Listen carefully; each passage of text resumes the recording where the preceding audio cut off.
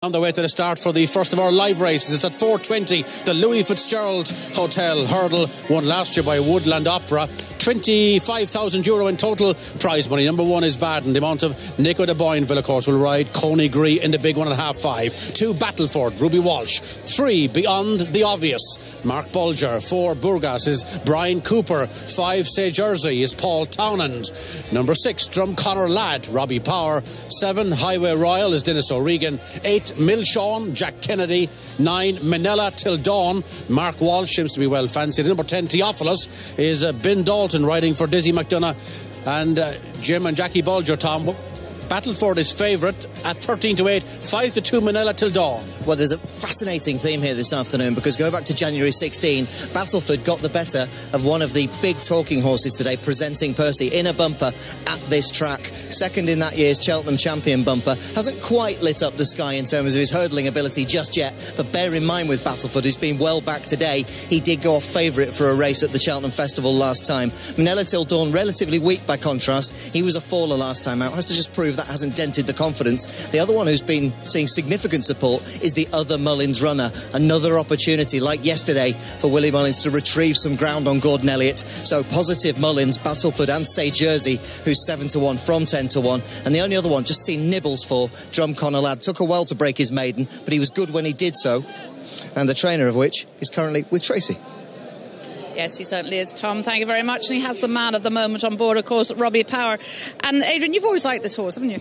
Yeah, he's a lovely horse, Tracy. He was unfortunate to bump into a very what looked a very special horse on the day in Leopardstown. Ground the next day in Cork wasn't in his favour. We've learned since, but he's a nice horse, and there's going to be a couple of big days in him, I think. Yeah. And he liked the ground at Fairyhouse, obviously, and today should suit. Yeah, Davey gave him a brilliant ride in Fairyhouse and loved the ground, came over it well, so we said we'd throw him in here and have a go, yeah. Another one in tomorrow, what's that? The same owners, the Barrowman runs tomorrow. He was very unfortunate in Fairyhouse as well. He just gone to the second last, the saddle slip right back, and Roger found it difficult to ride him from the second last to the line. So hopefully he's a good chance as well. Best of luck in this. Cheers, thank you. Thanks, Adrian. Oh, really interesting race to get us underway, the Louis Fitzgerald Hotel Hurdle, and Battleford. Well, what an interesting horse he is, Ted. He started favourite for the Martin Pipe Conditional. He was a good bumper horse. Jumping has been a little bit disappointing, is it? Yeah, I'd say a good bit disappointing. You thought, watching him last year as a top-class bumper horse, he'd have no trouble lining up at the top novices, but he's only won the one hurdle race. His jumping has let him down on several occasions, and I think it might have let him down that Martin Pipe novice or handicap as well. 9 is a horse with a big shout as well. I thought he was in with a huge shout when he fell at the last in a race that a horse was he was challenging, wasn't he, Fairyhouse? Yeah, he was, and I thought he was definitely where Amboon Photo won, who runs in the 3 mile grade 1 later on. He was definitely, I'm not saying he's going to beat him, but he was definitely going to be concerned, and that would give him a big shout here. Mark Walsh on board. That was grade 2 company. He'd also won his maiden and won it in good order at Fairyhouse. Thursday Jersey. Ted, money for this animal, this horse, blinkered for the first time, and well, he was disappointing in the Albert Bartlett. Yeah, he never got in a blow there, but like a lot of horses who didn't get in a blow, I'd say Robbie Power just set up on him and left him coast home. The fact that he got beat 40 lengths by Penhill, he probably could have been at least 25 lengths closer than that. He was a nice winner when he beat Black Keys and Monksland at Navan before that. So he's not without his shout. Number 6, Drumconnor Lad. We just had Adrian Keatley talk all about him. He gives him a good shout. He was a gutsy winner the last day I saw him win on Fairyhouse. Not a huge field in this, shouldn't be too much problems. There's a fella here after coming in over the back of us here on a plane or something, Baden. And Nick de Bonville rides this fella for Nicky Henderson. He, as I said, again a long ways behind Penhill, but a lot of fellas in Cheltenham, when they realised they had no chance, to just set up on those horses and let them coast home from the top of the hill and keep him for another day, which is a wise thing to do. He was third in this race last year, Baden to Woodland Opera. 2.7 that Albert Bartlett, back to 2.5 here. Take your time, it's to the bunker poles now, that's what we agreed. Near enough. Robbie Power and Drumconnor Lad going to be one of the early ones. Right, Tony O'Hare walking up there, all yours. On the way, 2.5 miles ahead of them in this Louis Fitzgerald Hotel Hurdle, and as they head towards the first, Beyond the Obvious, in the blue and white colours, is the leader. On the inside is Say Jersey. Just behind these is Milshawn with the white cap. The grey is Baden. Alongside Baden is Battleford. Towards the outside is Drumconnor Lad. As they come on towards flight number 2, and beyond the obvious and Mark Bulger in the lead. Say Jersey jumps at second. In third place is Milshawn. Baden is next, then Battleford, Drumconnor Lad, Manila Till Dawn, and behind these Burgess, and then comes Highway Royal, and Theophilus bringing up the rear as they swinging into the straight and racing towards the flight of hurls before the stands. And the leader is beyond the obvious from Say Jersey in second. Baden is on the inside. Drumconnor Lad towards the outer in the green sleeves and the red cap. As they come up now towards this flight, and they're followed by Milshawn.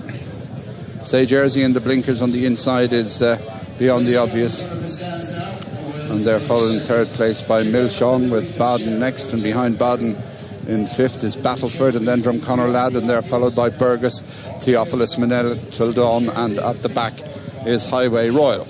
Racing uphill towards the next flight of hurls, which will be number 4, and beyond the obvious in the blue and white from Say Jersey on the outside in second, then a gap to Baden the grey. Alongside him is Milshawn.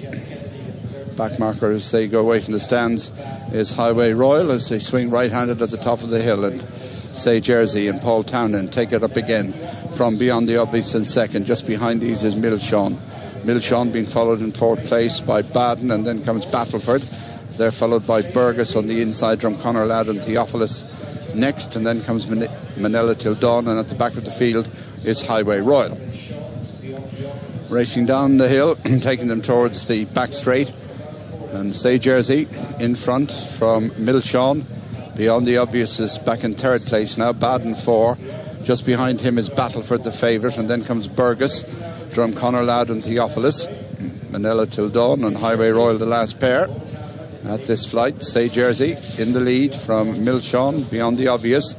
Baden in 4. Battleford wasn't too fluent there. He's in next position as they go into the bend, taking them down the far side of the course. And Say Jersey and Paul Townend in the lead, followed by Milshawn and Jack Kennedy in second. Then there's a gap of 6 or 7 lengths to beyond the obvious. Baden is in fourth with Battleford fifth. Then Burgess and Drumconnor Lad and Manila Till Dawn as they race to the next one, which is 5 from home. Say Jersey by 2.5 lengths to Milshawn in second. They're 5 to 6 clear of beyond the obvious. Baden is next. Alongside is Battleford, and behind Battleford comes Burgess as they go now towards the 4th from home, the last one on the far side. Say Jersey has the lead, followed in second place by Milshawn, and then comes beyond the obvious, then Baden, then Battleford towards the outer, followed by Burgess and Drumconnor Lad, then Manila Till Dawn and Highway Royal, and Theophilus under pressure at the back as they leave the back straight behind them and head towards 3 out in this, the Louis Fitzgerald Hotel Hurdle. It's Say Jersey in front for Willie Mullins and Paul Townend, followed in second place by Milshawn for Gordon Elliott, then the favourite Battleford for the Mullins-Ruby Walsh combination as they take this flight now. And Say Jersey wasn't great, and neither was Battleford as they run on now towards the second last now. Say Jersey with in second place Milshawn. Battleford been ridden along. Burgess is getting closer ahead of Baden as they come to 2 out. Say Jersey over, Milshawn slight mistake, then Burgess, Battleford with plenty to do, and then comes Baden as they run the turn into the straight and head towards the final flight. It is Say Jersey who's got a 4-length advantage. Milshawn in second, Burgess staying on in third, Battleford struggling in fourth, well clear of Baden as they come off the bend and race down the straight towards the final flight. It's Say Jersey and Paul Townend out in front from Burgess. Then on the inside, Milshawn, Battleford behind these, a long way back to Baden the Grey as they come down to the last now. Battleford beginning to stay on, but it's his stable companion Say Jersey who's over the last in front. Burgess, Battleford, and then Milshawn as they race into the closing stages. Say Jersey, Battleford is staying on now, but as they race up towards the line, it's Say Jersey and Battleford. A 1-2 for Willie Mullins. Say Jersey wins it under Paul Townend. Battleford is second. Third spot for Burgess, for Milshawn, a long way back to Baden. Theophilus, then comes Drumconnor Lad, and behind him was Highway Royal. Manila Till Dawn was pulled up in the straight, and another one who was pulled up was beyond the obvious. But there's our winner, Say Jersey, owned by Simon Muneer and Isaac Swade, ridden by Paul Townend and trained by Willie Mullins. Well, a 1-2 again for Willie. Say Jersey bucked along in front with the blinkers on him, jumped better than Battleford. He missed one here at about the fourth last, took it out of his stride again too, but he has the others in trouble behind. Battleford did well to be second.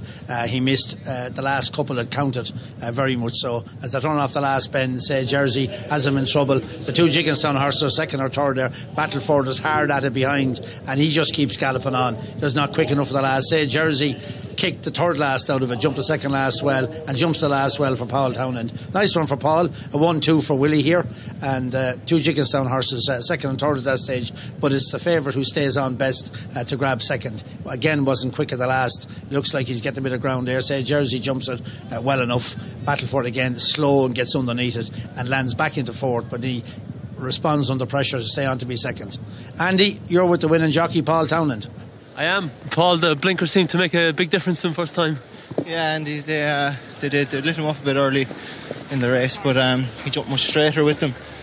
His problem was when he was running, he was jumping mad right.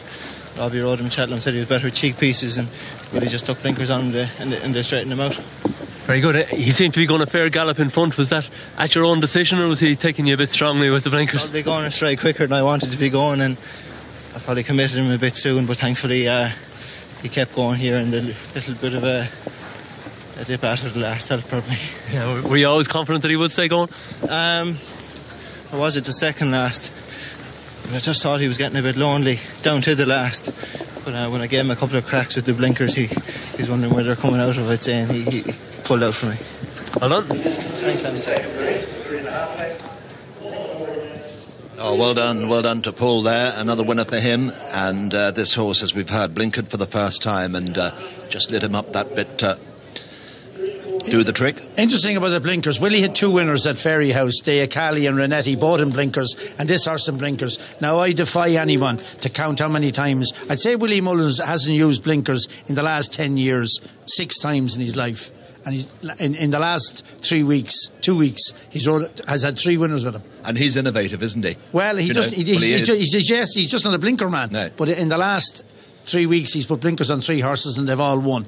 And before that, I'd say you could count on one hand the amount of times that a horse of Willie Mullins runs in blinkers. Ted, so much about training horses. Now, you know an awful lot more about this than we do, but do you know, you have to trick around with their minds a bit, don't you? And so often, whether it's cheek pieces, blinkers, visors, tongue ties, whatever it is, you just got to change things around. Well, if something's not working, you definitely change. It's like anything in life. If what you're doing is not working, you go do something else. And it's just only common sense. That's what people do. If you're going the same old road every day going to work and you're getting stopped every day, you have to look for a different way. That's very true. Anyway, this fella with his blinkers on for the first time, they replaced the cheek pieces. He's done it in style, and a 1-2 for Willie. Here is Willie with Tracy. Yes, here I am with Willie, another 1-2 for him. And just interesting listening to Ted Willie. He was saying that he never really has seen you put blinkers on many horses over the years, but in the last little while you've had quite a few in blinkers. Well, 1 or 2 we had to put on, but this fellow, this time we were just chatting to Ruby there. This time last year, Ruby was riding him at home and he thought he was a very decent horse, and his previous owner decided to sell, and we persuaded Mr. Muneer to buy him. And he's disappointed us all year. And the other morning on the gallop, David Casey rode him and he flew up the gallop. And I just said to Ruby, happened to do something, I said, we're going to put blinkers on him because he's well able to do it. He's just not doing it on the racetrack. And it made a huge difference to him. Absolute huge difference to him. I mean, to come back and win over 2.5 miles, we thought he needed 3 miles. He doesn't need 3 miles every day of the week. But the blinkers have just made that much difference to him. Absolutely, and Ruby rode a blinder to get that fella up for second. He had hard work, didn't he? He was disappointing. He didn't hurdle fast enough at the speed that we're going. He was jumping. He's a chaser in the making. A word on Penhill and Jackadam, of course, so we're looking forward to seeing later on. Yeah, hopefully keep our fingers crossed that we can keep the thing going. We have a bit of momentum up now, but they're in good form, so that's it. You will. Hopefully. Thanks, Willie. Well done. A 1-2 for Willie Mullins in the Louis Fitzgerald Hotel Hurdle with number 5, Say Jersey, a case of goodbye starter. Hello Judge wins at 7-1 in the hands of the Corkman Paul Town, and 3.5 lengths beats the stable companion Battleford at 6-4. A favourite in third home was number 4, Burgas, at 10-1. All 10 ran. Say Jersey wins 7-1. Now, two people who can do absolutely no wrong are Jesse Harrington and Robbie